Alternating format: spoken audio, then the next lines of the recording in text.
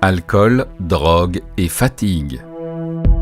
Plusieurs études ont également comparé ce problème de somnolence au volant et l'ont comparé également à la conduite sous influence. On remarque que le fait de reprendre le volant après une nuit blanche est comparable à reprendre son volant en ayant bu quelques unités d'alcool et donc de multiplier le risque d'accident de la route par 4, voire par 5. Par rapport à la fatigue, on peut être ivre de fatigue, c'est-à-dire que par exemple, 17 heures de veille active, ça correspond à une alcoolémie de 0,5 g par litre. Donc en fait, on stigmatise les gens qui boivent, mais on ne tient pas compte du fait que les gens fatigués sont aussi à risque que les gens qui ont bu. C'est-à-dire que quand vous êtes resté au moins 17 heures sans dormir, vous avez une capacité de conduite de quelqu'un qui a bu et avec une imprégnation éthylique de 0,5 g par litre.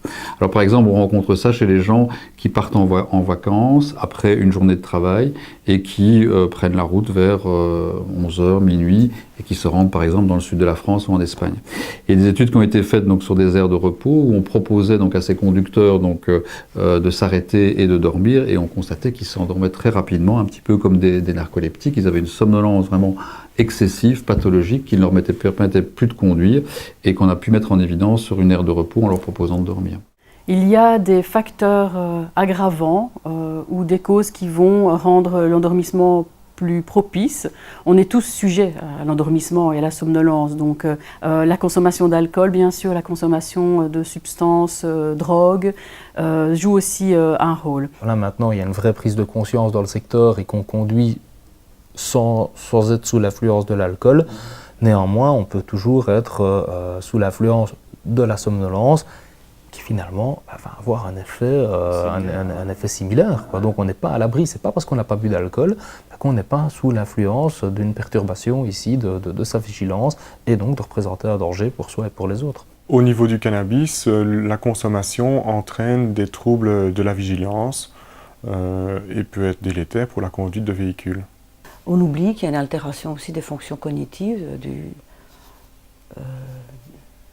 une action au niveau du cerveau, un bon effet antidouleur via le système nerveux central, mais malheureusement également une altération de la mémorisation, du comportement, enfin toutes les facultés intellectuelles du cerveau, quoi.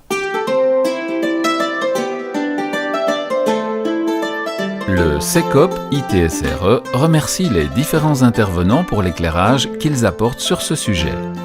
Nous espérons sincèrement que vous pourrez tirer les meilleurs enseignements de ce reportage et ainsi éviter des erreurs que tout le monde peut faire. Nous vous souhaitons une bonne route et de beaux voyages. Mais surtout, restez prudents, car des gens vous aiment et vous attendent chez vous, à la maison.